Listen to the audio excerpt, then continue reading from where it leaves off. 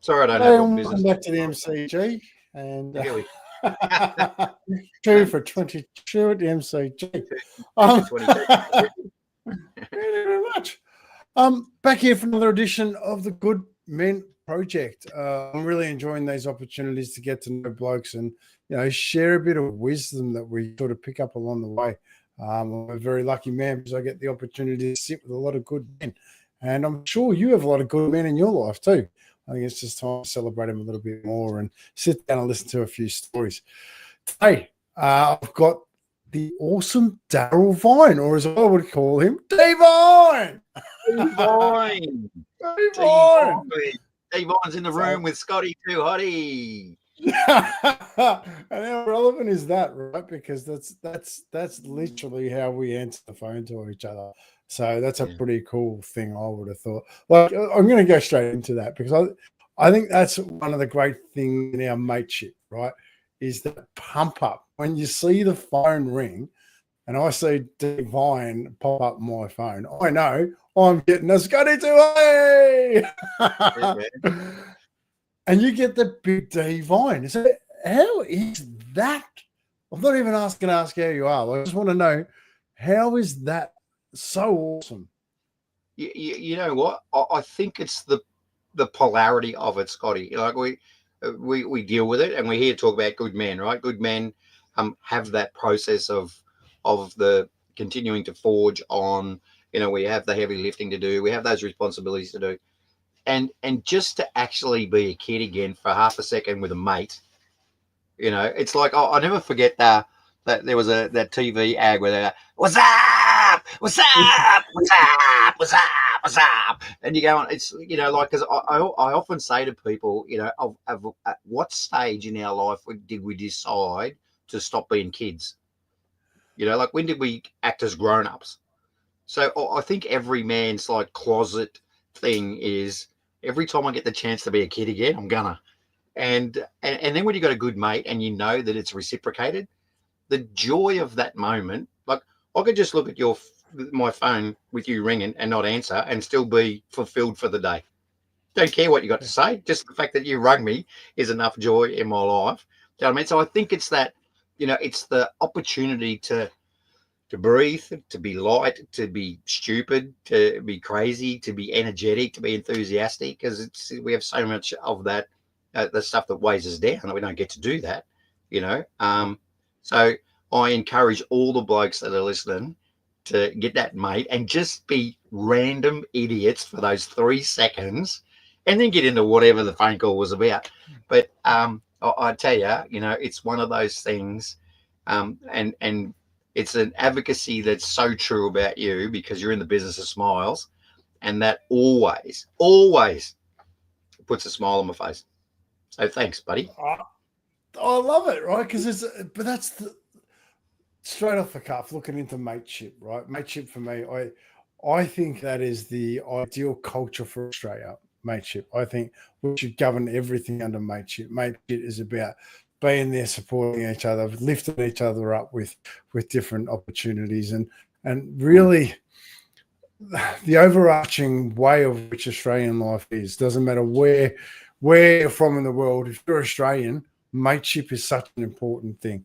And it's actually known throughout the world that Aussies are considered to be great mates. It's the Anzacs. What made them so strong was mateship. And I love that, and especially these days. So yeah. So it's a real bugbear of mine. You know that, right? Yeah, that's why I went in there.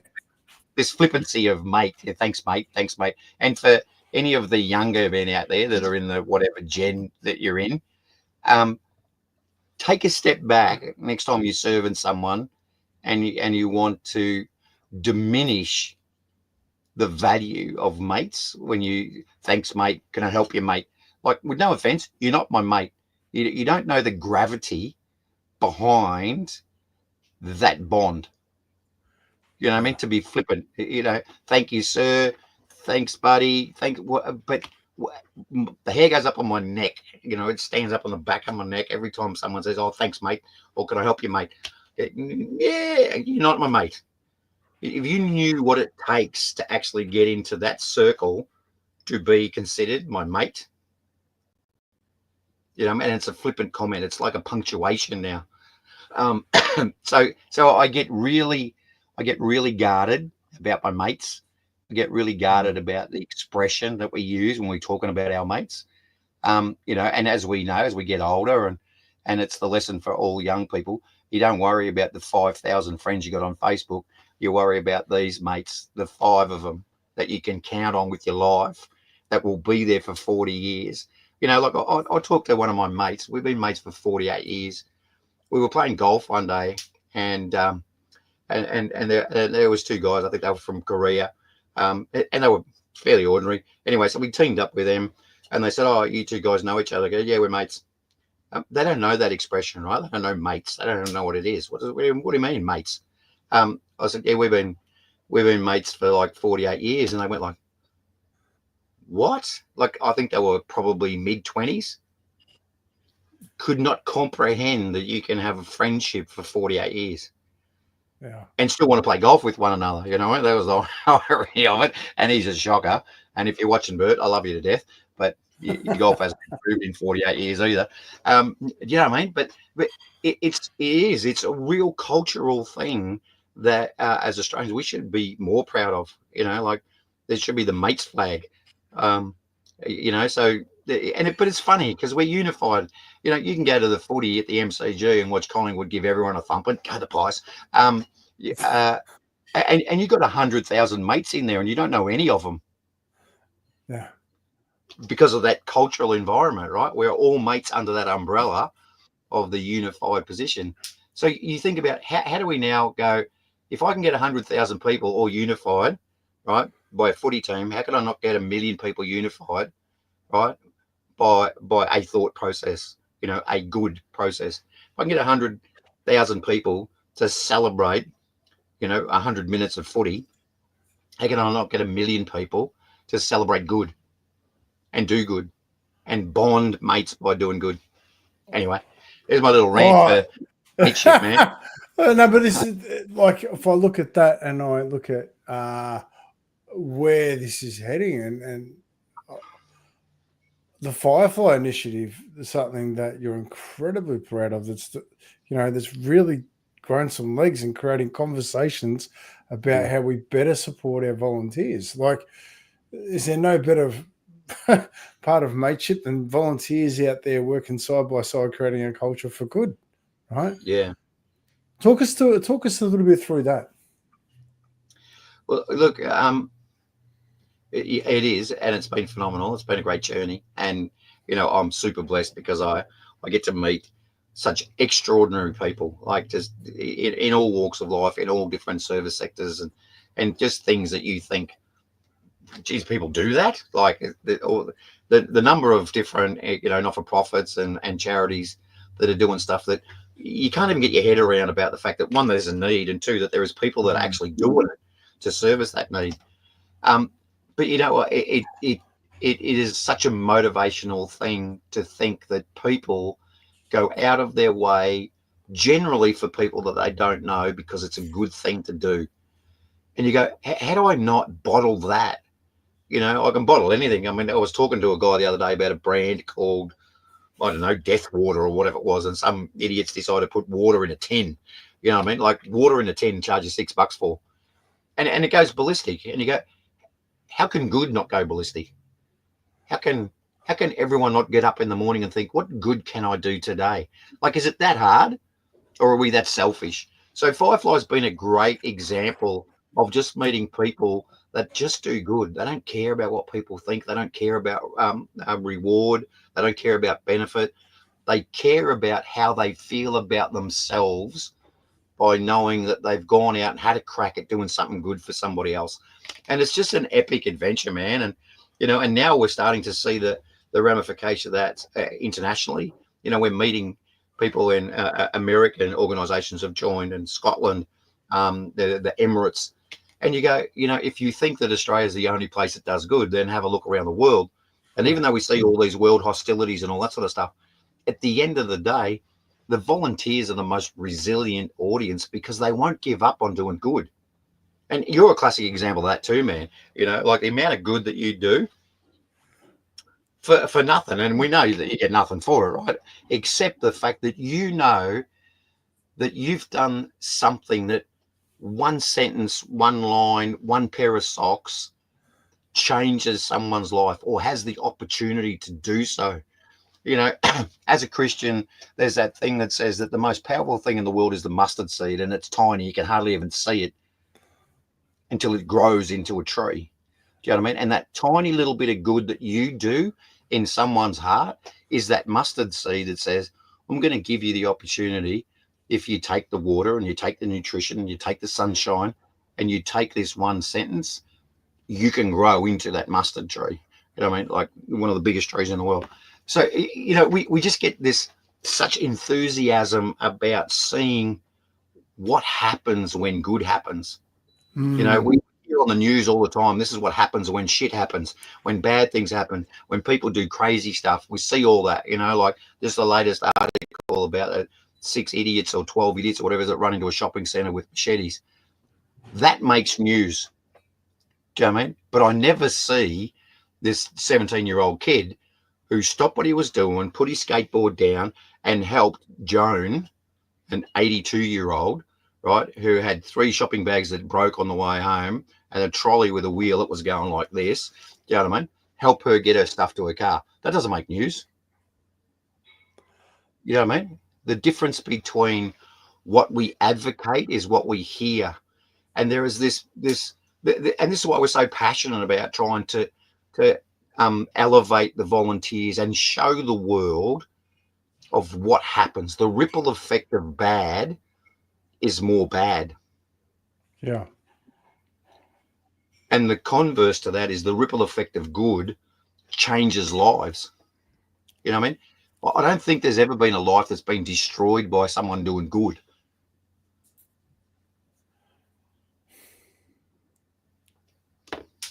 So, yeah, Firefly, it's an amazing experience. I'm so blessed to have it. Got a great partner in Smithy, and we both advocate the same thing, you know, and all those things you can put down to, you know, you can take the boy out of the country. You can't take the country out of the boy. We're both country lads. So there was a different culture, a different time when we grew up. You know, community was really community. We knew that. We focused on it. It was the only thing we had. We didn't have, you know, 47 different streaming services that we could just become zombies and watch TV all day. Do you know what I mean? We had push bikes. What are they? You know what I mean? And parks and unvetted rules about how much chaos we could create in the community. So as long as you didn't break a window, didn't smash someone, didn't run into a car, and you got home by the time that the street lights got on, you were good. You were good, you know. So we had a different culture then. And I feel sorry. I feel sorry for the individuals out there, Scotty, that have not had the opportunity nor experienced what happens when good is done to them or when they actually do something good. Do you know what I mean? And it's even got down to Christmas, you know, the whole spirit of Christmas. They say it's not it's the giving, not the receiving. Do you know what I mean? The joy is in the giving of gifts.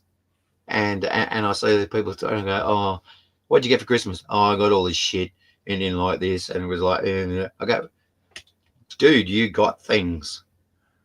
Think about those people that got coal or potatoes or nothing, you know, or kicked out of house or abused on Christmas Day. Like, if we focus where our heart is, if we focus what our heart says, it doesn't say be evil. It doesn't say do bad shit to people. Right? It says be a good person. Everyone's heart says the same thing. Those that choose to listen to it become volunteers and guys like you that put their own safety, their own benefit, their own financial position behind the servitude to somebody else who needs it. And that is just epic. You can't replace it. You can't value it. You can't acknowledge it enough. And we have an audience of 5.9 million people. You know what I mean? Like 20% of our population go over and above their day-to-day life to help somebody else. It's epic, man. It's epic. I love it. Like I'm listening to all of that, right? And I'm listening to the amount of good that actually happens in the world. And there is an extraordinarily it's I'm lucky that I live in the world that I live in, right? Because I see so many good things happen with good people doing good things. But to actually be working with volunteer organizations that do good for the sake of doing good, that must fulfill your heart. And talk about finding purpose, choosing the values of life for yourself, Yeah. supporting others. What does that do for most of the volunteers you see? What do you see in the hearts of the men that you actually engage with through the volunteering? You know what? It's quite interesting because we have a whole heap of this narrative, and obviously we have lots of conversations, and we're in the Good Men Project room. So I'm going to take the liberties to talk as a man, as a man, as a male, as a man. You know, what's a male? A male is not a female. There's another subject matter altogether. But we're on the Good Men. But it's interesting that a lot of the volunteers, because you know we hear all these words about being compassionate and being vulnerable and being available and considerate and generous and all that sort of stuff. And a lot of the guys that I see in volunteering are still men. They're strong individuals. They're driven individuals, but they're driven to do good. Mm. Do you know what I mean? They're driven to be good. That doesn't mean that they're not compassionate, that they're not understanding, they're not caring, they're not generous, because they are. But they haven't let that derail their passion for the purpose. Do you know what I mean? They haven't accommodated their manliness, the drive that blokes have, the hunter and gatherer. Do you know what I mean? Like you go out of your way to find people that need help. I mean, you don't do it as often now because people know who you are and they ring you and go, "Hey, Scotty, you got this bloke, can you help him?" Do you know what I mean?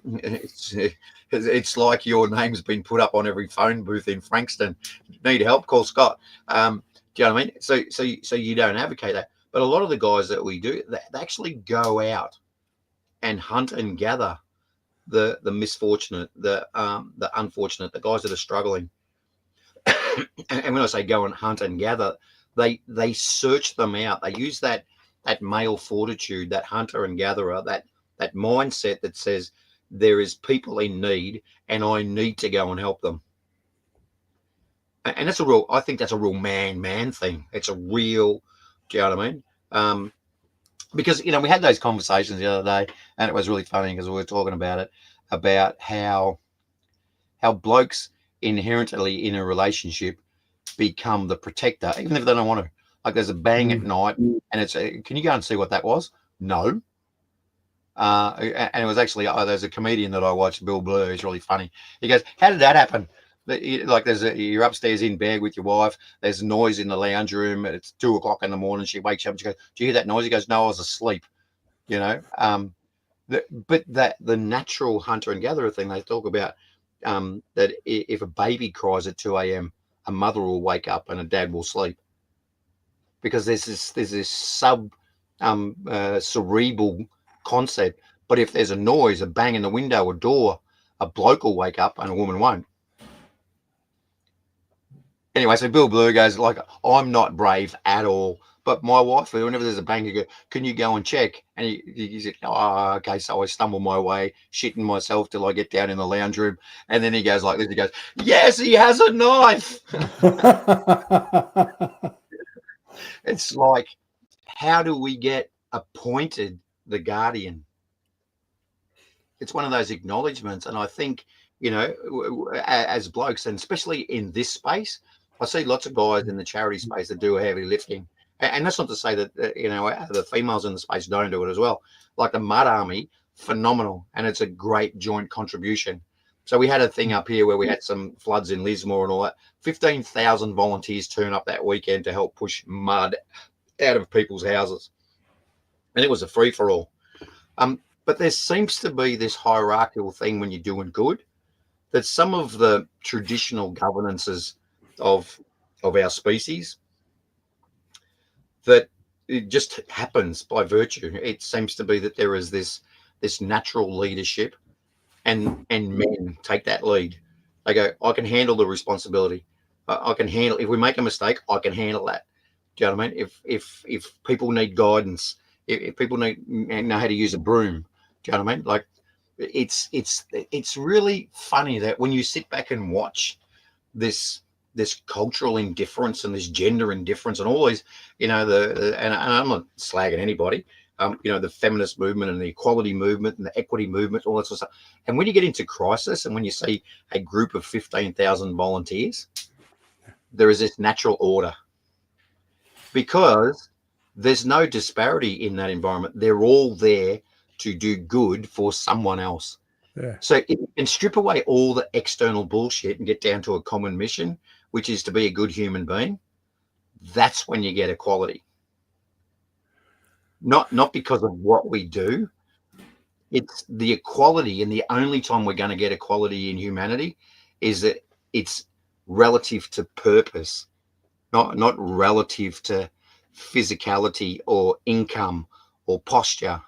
Because you see it when you see 15,000 volunteers there, it is equality. There is no males are better than this or females are better at that, or men do this role and females do this. It's just, let's do good for all those people suffering. It's just a beautiful thing to see in action. And you see the best of the human spirit.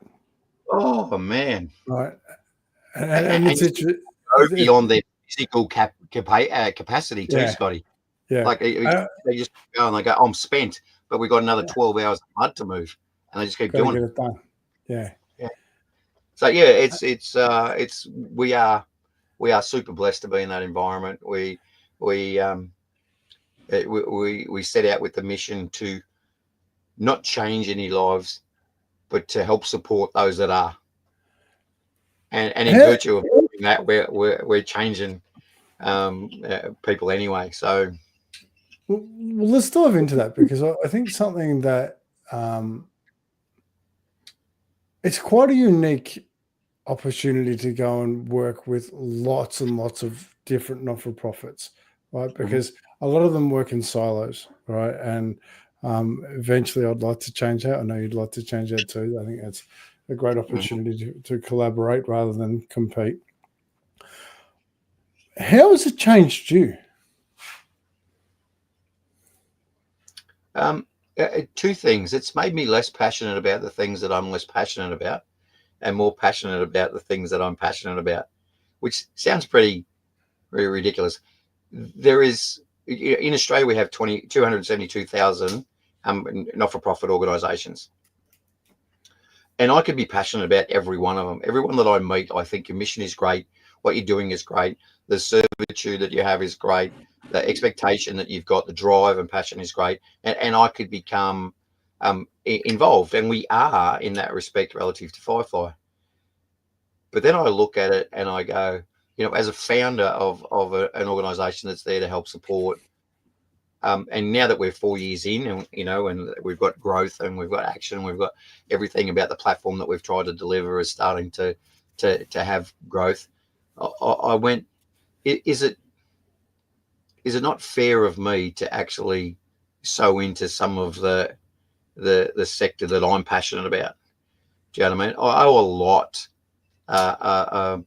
to my mum, who was a district cub leader for 28 years. She's only going to do it for 3. She finished up doing 28 years. And there was a lot of foundation that I've got, and especially, and look, and it's one of those things, Scotty, you look at blokes that are suffering now, suffering from loss of identity or lack of direction or not having a purpose like we've been, fortunate enough to find. And I go, there's a lot of the grounding of the survival. Like Scouts has a motto that says, be prepared. And in this world now, you've got to be prepared for anything, right? Anything can happen. Today you can be sitting on top of the world. Tomorrow you're in the shit shoe. And so I owe a lot to that time through Cubs and Scouts, and then into Venturers, and then Queen Scouts. And I went through the whole thing because Mum was there, and we sort of got dragged along to start with, and then we found a love for it. But there was a lot of those things, how to engage with teams and work together as units with other guys, how to show leadership qualities, and you had to lead by example in Scouts because you couldn't just stand there and yell at other 12-year-old kids because they just tell you whatever. You know what I mean? So it was a lead by example. Survival techniques, just fundamental skill sets that you learn. How to tie a rope. You know, I take the trailer to the tip, and I'll take someone who I've said that I'll come around and give a hand to, and they watch me tie the trailer down, and they go, "How do you do that shit?" I go, "That's not the tricky bit. Wait till I undo it, and then you'll see the tricky bit, right?" You pull one rope, it all comes off, and they go, "How'd you learn that?" And I go, "Scouts." Do you know what I mean? So there was, and like, and I was in Scouts 40 years ago. You know what I mean? But the fundamentals that you get from these things. So I've become more passionate about the things that have changed and molded me, about making sure that whatever we can do with Firefly, that becomes a legacy to make sure that other young blokes, you know, the real formative kids, the 12, 13-year-olds who, you know, because Scouts has become one of those things, you know, like, that's a bit sissy, it's a bit like, and you go, no, dude, seriously, like, have a crack. And if it's not Scouts, it's another one of those things, you know. And we're fortunate in Australia, mate, that we've got that mateship, number one, and a lot of it's governed towards sport, and we find a lot of that camaraderie and mateship in our early days from sport. But I've looked at these things. So one sport, because, you know, I'm an avid sportsman, and so Smithy, so we're good.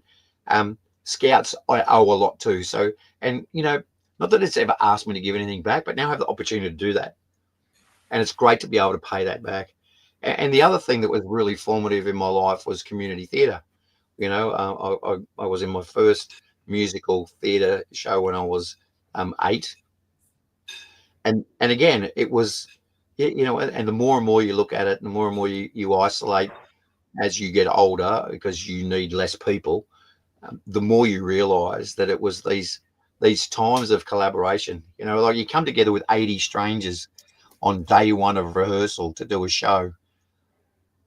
And after 13 weeks, you're family, and everyone's crying because it's closing night, and am I ever going to see you again? And I'm going to miss you. And it's like, been so good, and I don't know if I can cope. And you go, yeah, I'll see you in 2 weeks when we audition for the next show. Like, get over yourself. You know, but it's this. These are the communities, Scotty, and this is where, you know, Firefly is for us. It's a fantastic ambassador to show those that are external to these communities what the real value in your life is, not just for today and not for this weekend. That involvement with communities, and it doesn't matter whether it's sport or whether it's Scouts or whether it's community theatre or whether it's baseball or whether it's orienteering or whether it's jogging, when you come together with other people that share the same passion, there is nothing you can't achieve, whether that's personally or externally. And we see it every day. We have volunteer groups that have got 13 volunteers to volunteer groups that have got 200. Do you know what I mean? It's that is just a mini ecosystem of this, because it's when you get those people that share passion. So my wisdom for the good men that are watching tonight, if you can't find someone you like and find out what they're passionate about. If you can't find your own, like, sponge off somebody else. Go and sponge off Scotty and go, what are you passionate about, Scotty? What are you passionate about, Darryl? What are you passionate about, Mick? What are you passionate about? And go and join in their passion. You'll soon work out whether it's for you or not. Do you know what I mean? But rather than sit there and be isolated, just get into a community, and you'll find that there is this effervescent joy of just being in that group that will change your world. Yeah, I like that, because I think that's something that challenging yourself, getting out of your comfort zone, going and being part of a community, like, it's such an invaluable opportunity, right? I've got a guy that has been a part of a group that I've been running for a few years, and he was having a difficult time, so he went and joined a running club. It changed his life. Yeah. He was already a fit and healthy bloke, but he was with other fit and healthy people. Met a girl there. They've just shacking up together after, you know, a bit of time, and how awesome is that? How much fuller is his heart because he went and did something that just challenged himself? I think I'll have a crack at that. And now that community is massive. He's got a support network around him. Yeah. You know? So, yeah. So I'm going to pull it back because I love the Firefly Initiative. I love the opportunity of volunteering. It changed my life. I remember, when I volunteered for Ironman, I did those first 4 days. I was so excited about, I turned up for 4 days to volunteer, and I just got so excited. I ended up running the transition tent, and created some lifelong memories because I got involved. Excuse me. Sorry about that. I should have pushed mute. Anyway, so I've got some questions for you, right? Because Sure. you spend a lot of time with people that I would say are good men, right? In the volunteer sector, there's a lot of people that they give a lot and really do good. Mm-hmm. What would you say is some of the traits of these good men? If you had to pick a few traits that are common between the men, what would they be?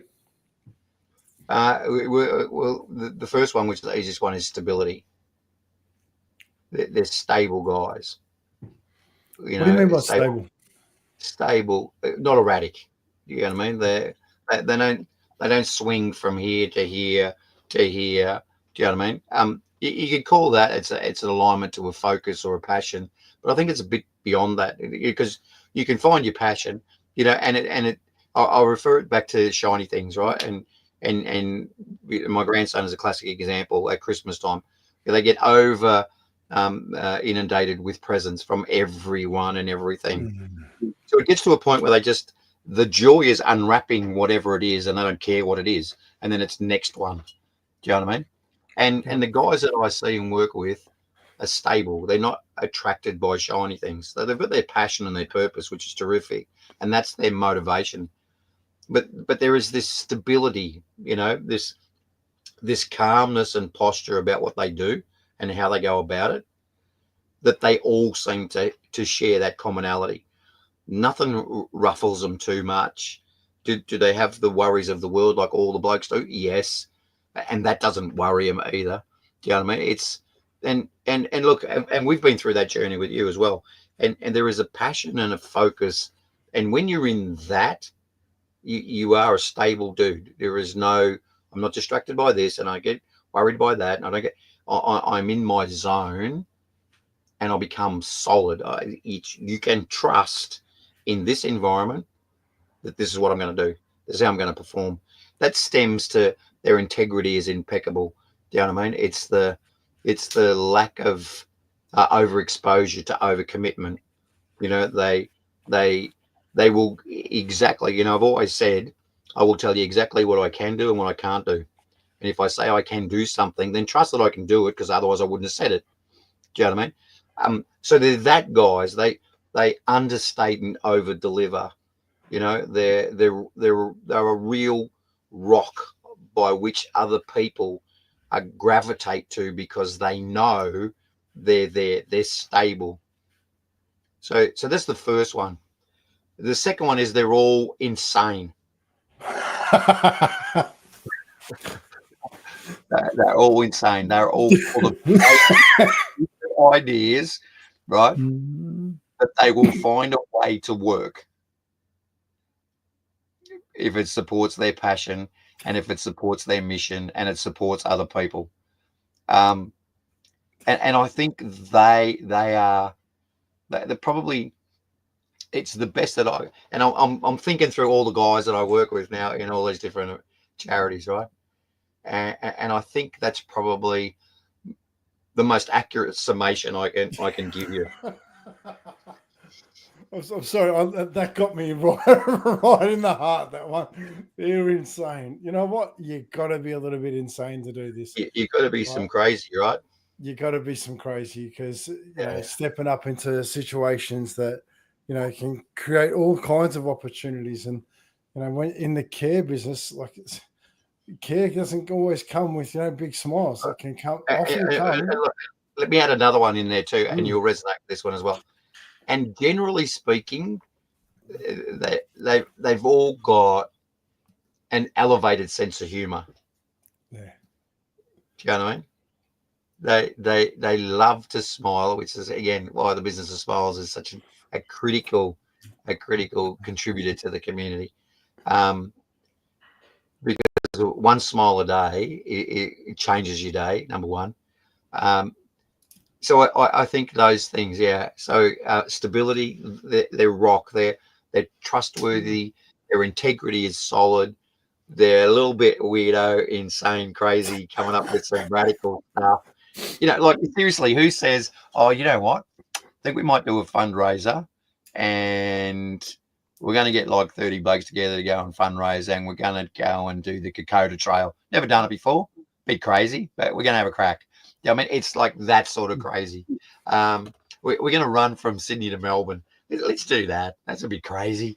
You know what I mean? So we have these ideas, and I think it's because they have this balance of purpose. Like when we started putting Firefly together, everyone was crazy. Like, what? That's not going to work. Ain't going to make any money. We're not worried about that. You know what I mean? The crazy idea is, can we help on 936 million volunteers? That's the crazy bit. Can we help them? Do you know what I mean? And then there's the sense of humor, because they can look at outcomes and have a laugh. They can look at each other and have a laugh. And you know what it's like. You've been at enough campfire stories where everyone sits around. At the end of the day, someone tells you this crazy story about whatever it is. And what do blokes do? Blokes don't sit there and go, "Ooh, oh." No, we'll piss ourselves, right? Because every story is funny. Yeah, every story. It could be the most tragic story in your life. Someone will crack a joke. That'll be funny.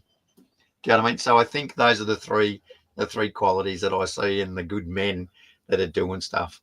And at the end of the day, and I think that's their armor, Scotty. It's you take those away and they don't achieve anywhere near what they achieve now. Yeah. I like that. And I am seriously so blessed to get to spend time with them. I always think of myself as a fairly decent bloke. I try and do good whenever I can. I'm there to help anyone that needs some help. And then I meet some of these guys and I just go, wow, I've got to lift my game.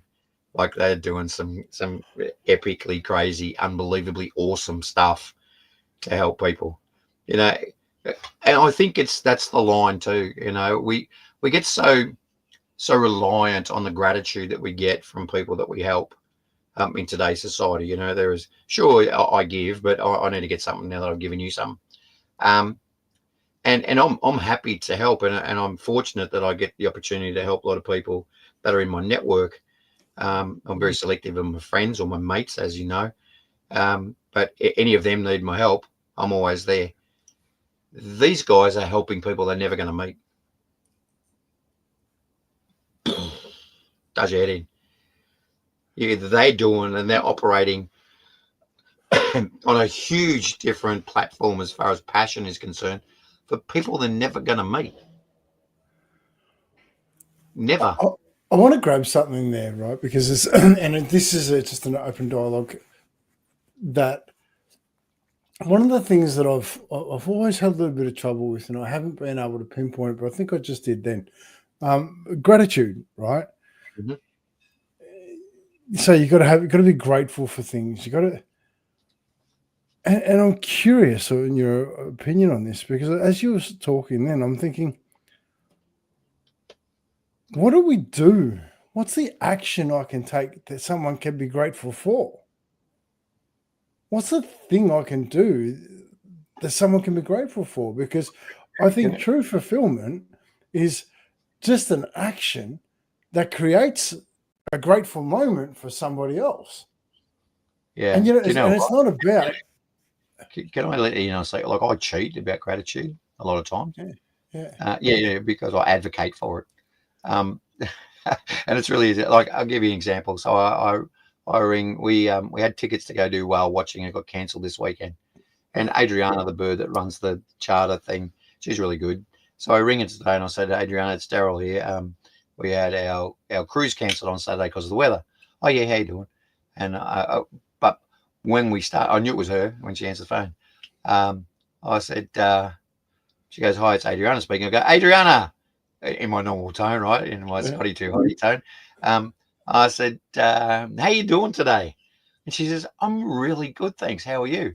I said, I'm fantastic. And thanks for asking.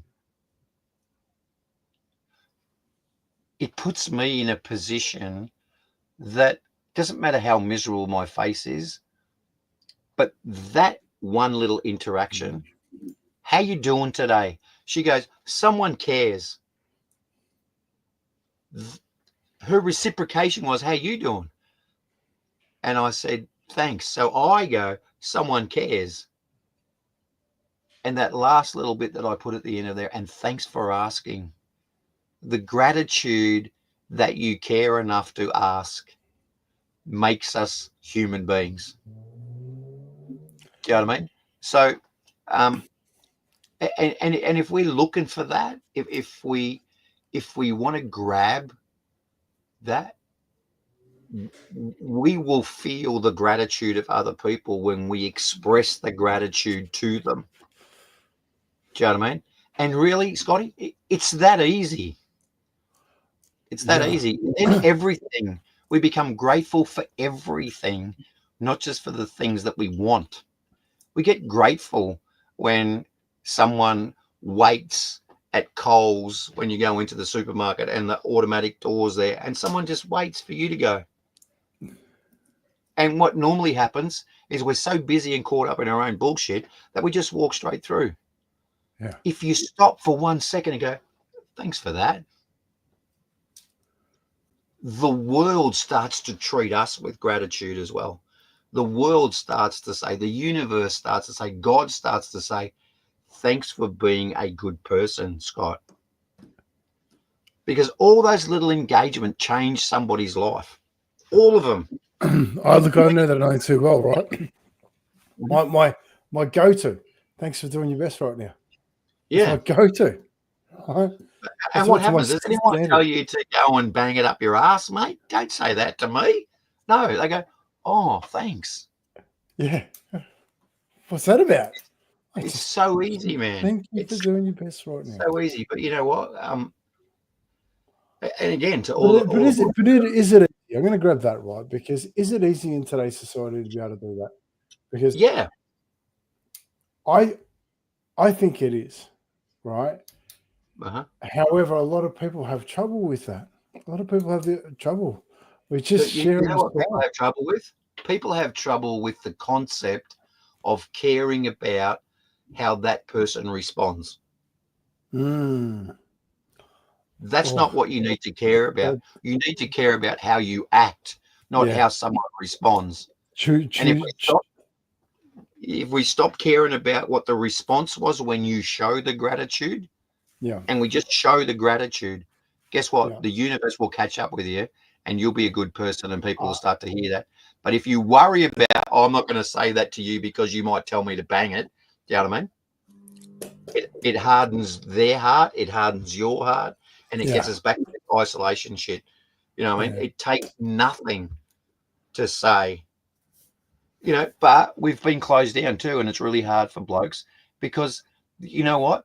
I was at the supermarket the other day.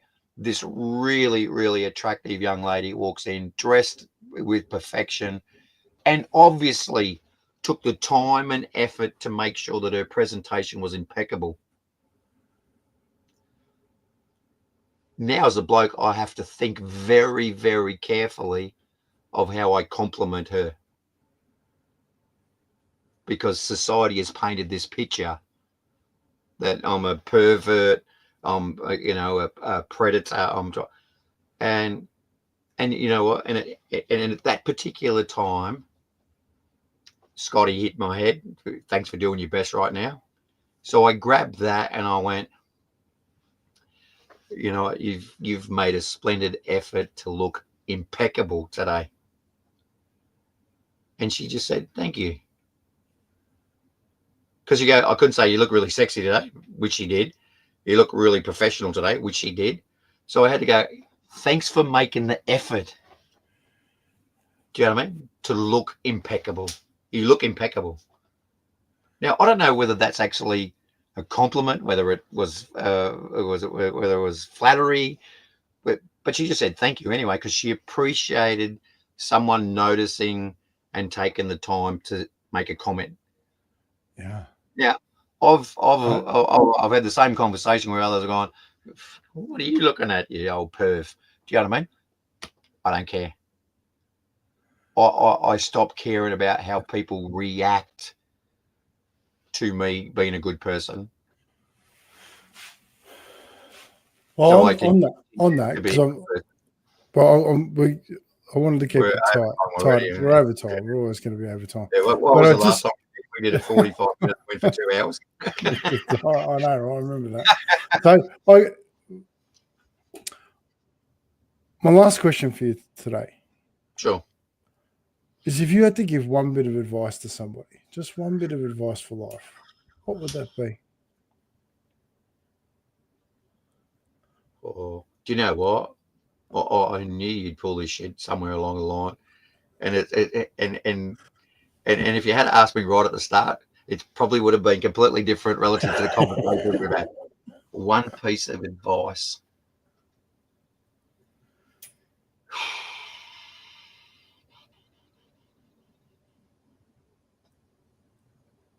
Trust yourself.